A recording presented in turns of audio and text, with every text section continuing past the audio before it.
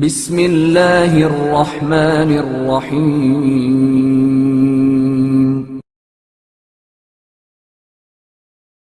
دسترخوان پر شراب۔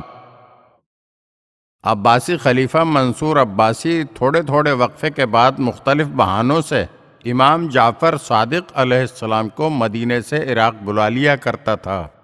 اس کا اصل مقصد تو امام کی نقل و حرکت پر کڑی نظر رکھنا تھا، اور اس لیے کبھی کبھی تو وہ امام کو کافی دنوں تک مدینے واپس جانے ہی نہیں دیتا تھا۔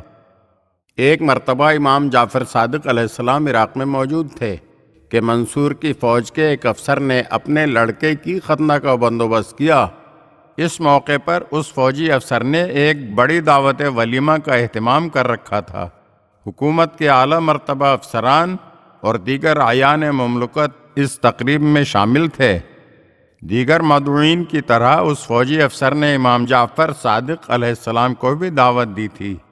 دسترخوان لگا دیا گیا اور تمام مہمان کھانا کھانے کے لیے دسترخوان پر بیٹھ گئے۔ کھانا لایا گیا اور سب لوگ کھانے میں مشغول ہو گئے۔ اسی اثنا میں ایک مہمان نے پانی طلب کیا، چنانچہ پانی کی جگہ اس کے ہاتھوں میں شراب کا جام پکڑا دیا گیا۔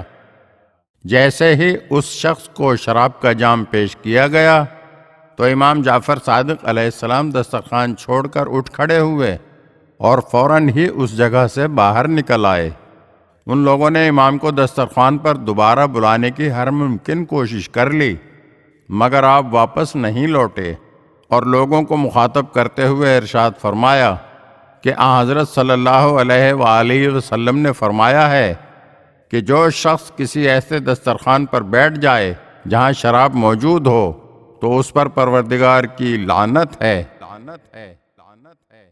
اگر آپ ہمارے چینل کی نئی ویڈیوز دیکھنا چاہتے ہیں تو ہمارے چینل کو سبسکرائب کریں اور گھنٹی کے بٹن کو دبائیے تاکہ ہر آنے والی ویڈیو آپ کو جلد موصول ہو سکے۔ اور ہاں، لائک اور شیئر ضرور کیجیے اور اپنے قیمتی کمنٹ سے ہمیں آگاہ کیجیے۔